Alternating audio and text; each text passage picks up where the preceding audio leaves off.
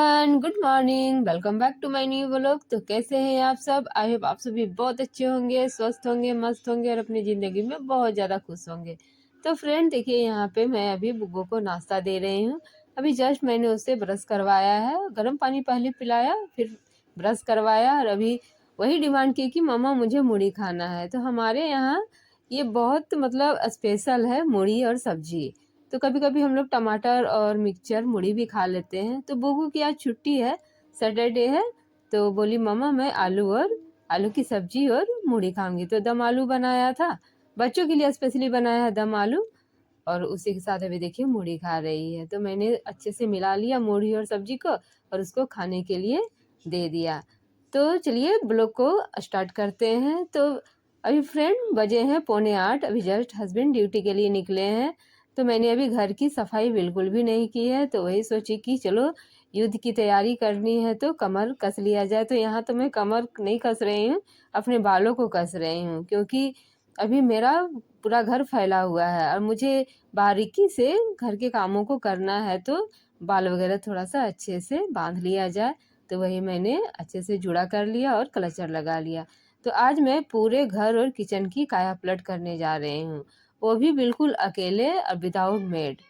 तो बुगू की आज छुट्टी है, सैटरडे है, तो हर वीक बुगू का छुट्टी रहता है। तो मैं सोची कि चलो आज मुझे मौका मिला है, छुट्टी भी है और जाने का, तो बुगू को जो लाने वाला जो टेंशन है वो नहीं है। तो जब हमको कहीं नहीं जाना रहता है ना, तो ही हम इस तरह के काम करते हैं, लेंथी वाला काम।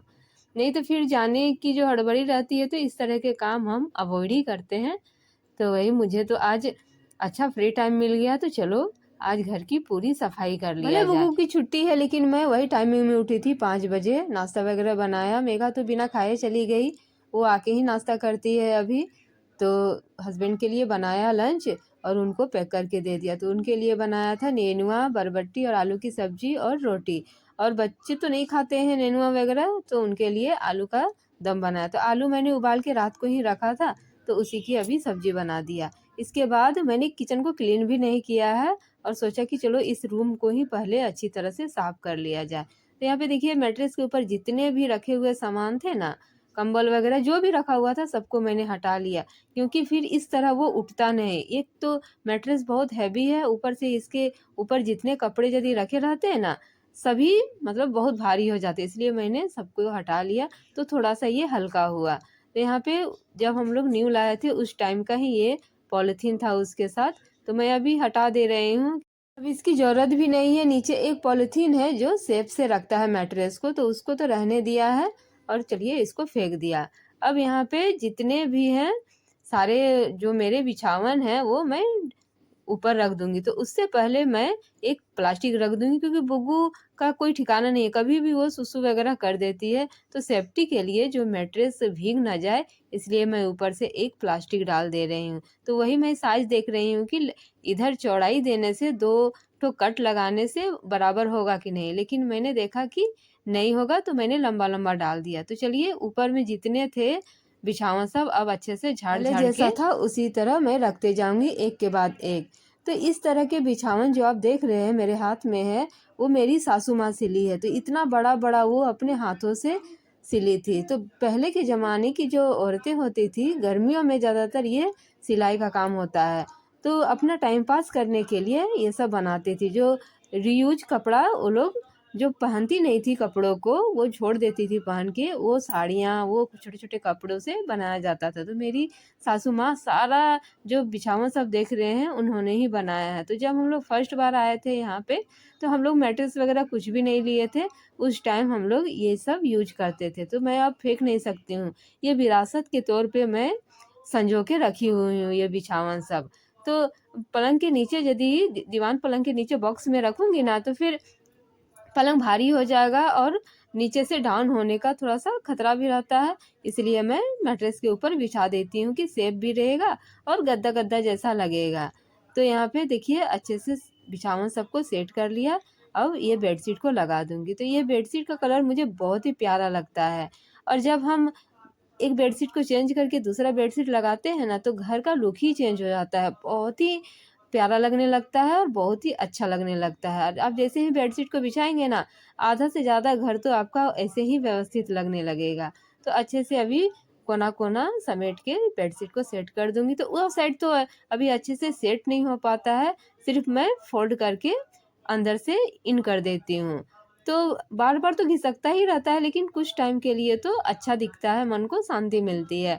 तो चलिए तकिया सबको भी अच्छे से सेट कर दे रही हूँ और एक तकिया का कवर ये बेडशीट के अकॉर्डिंग ही मैं लगाऊँगी, क्योंकि एक जो इसका कवर है मैं दूसरे रूम के तकिए में यूज़ किया है और एक ही बचा है, तो उसका भी अभी मैं यहाँ पे डाल दूँगी ताकि इसका मैचिंग अच्छा दिखेगा। तो यही करती हूँ मैं।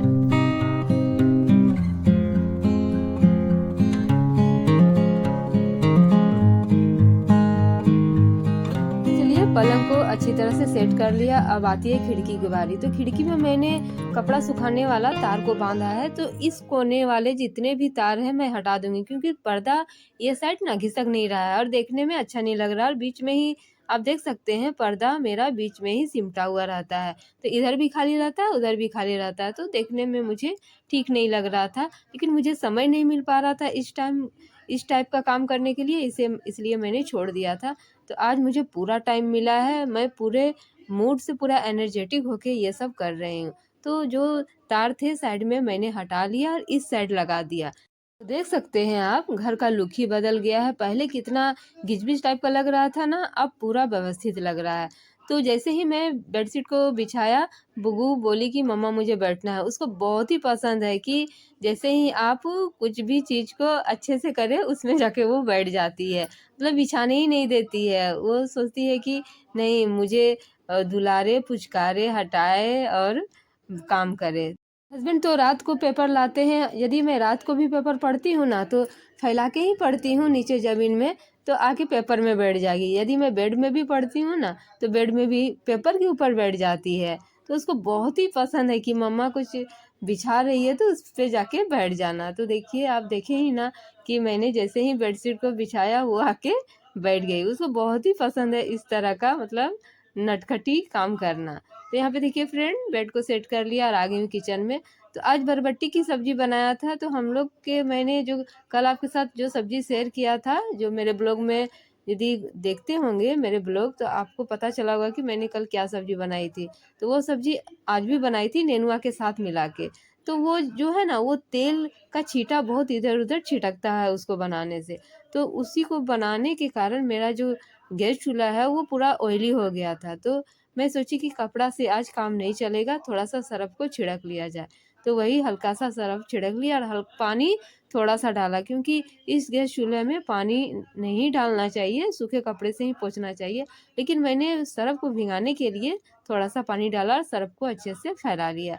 इसके बाद कपड़ा को ठीक से निचोड़ लिया और पूरे जो गैस चूल्हा है उसको साफ कर लिया। तो क्या होता है ना, आप यदि अच्छे से कपड़ा को निचोड़ के गैस चूल्हा को साफ करेंगे ना, तो आपका गैस चूल्हा जो है चमकने लगेगा। आप कॉलिन से भी साफ कर सकते हैं, लेकिन मैं कॉलिन का ज़्यादा यूज नहीं करती हूँ। उसके बाद मसाले वाले जो कंटेनर है जो उसमें लगा था आटा वाटा मसाले, सभी मैंने अच्छे से भीगे हुए जो मेरे कपड़े थे उससे पोंछ दिया, पूरा वो भी चमकने लगा। और यहाँ आप देख सकते हैं कि मेरा कितना बर्तन पड़ा हुआ है।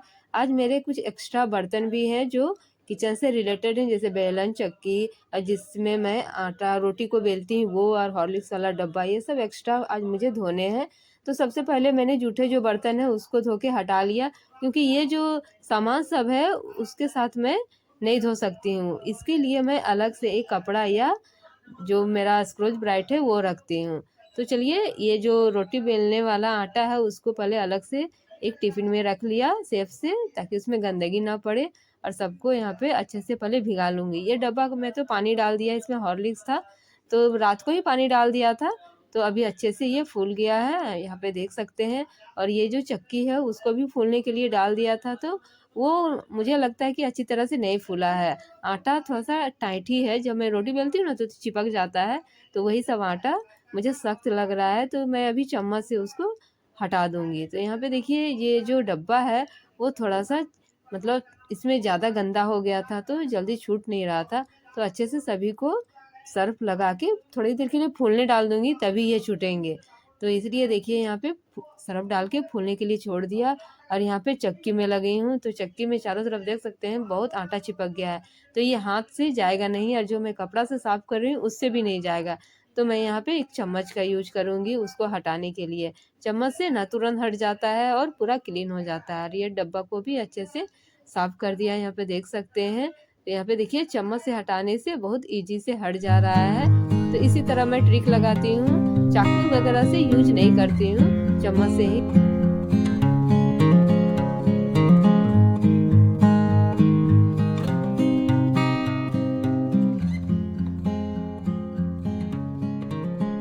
तो घर के काम जो होते हैं ना, अपने आप करें ना तो ही संतुष्टि मिलती है और बहुत ही अच्छा लगता है, क्योंकि आपको पता है कि हमें किस तरह काम को करना है, कैसी सफाई से काम करना है।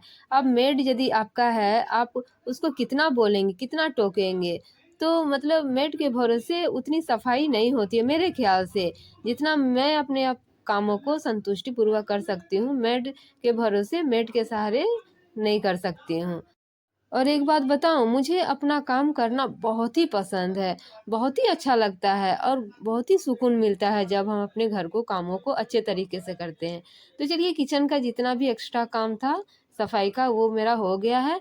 अब आती है यहाँ पे कपड़े और ये जो जूठे कचड़े हैं उसको फेंकने की बारी। तो उठा के बाहर करके फेंक दिया, अभी मैं जाऊँगी कचड़ा फेंकने तो उसको भी ले जाके फेंक दूँगी। तो अलग से फिर से एक पॉलीथीन लगा लिया और यहाँ पे जो भी मैं साफ़ की थी कपड़ा को, वो कपड़ा को भी अच्छी तरह से वॉश करके टांग दूंगी। और यहाँ पे जो कपड़ा मैं धो रही हूँ वो हम लोग खाना जब खाते हैं ना, तो वो जूठा हम लोग उसी से पोंछते हैं, तो उसको मैं डेली सर्फ से धो डालती हूँ।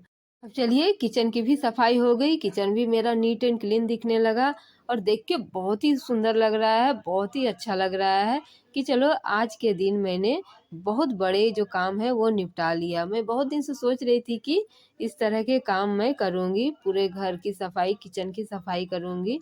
तो सैटरडे को ही मुझे टाइम मिलता है, नहीं तो फिर कोई वेकेशन रहता है हॉलीडे तो ही। लेकिन सैटरडे होने के कारण मैंने इसका फ़ायदा उठाया और पूरा जो किचन है, देखिए किचन से लेके घर तक पूरा सफाई किया। तो देखिए पूरा चमक रहा है ये किचन। डेली तो ऐसा नहीं हो पाता है डीपली साफ, लेकिन सप्ताह में एक बार मैं कोशिश करती हूँ कि हो जाए।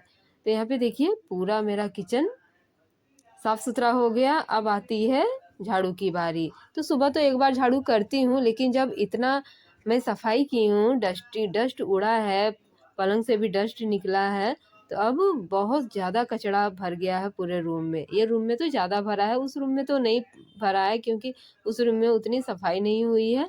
तो सिर्फ बेड वगैरह जो बेडशीट है उसको झाड़ा था, वही सब गंदगी ज़मीन पे आ गई है, तो अच्छे से अभी झाड़ू कर लूँगी। तो यहाँ पे देख सकते हैं फ्रेंड, बुग्गू पूरा यहाँ मोबाइल देख रही है, उसको भी आज टाइम मिला है। हालांकि डेली स्कूल जाती है तो उसको उतना टाइम नहीं मिल पाता है, लेकिन आज वो भी पूरा एंजॉय कर रही है और पूरा खुश है कि मम्मा मेरा आज छुट्टी है, बोल रही थी सुबह में।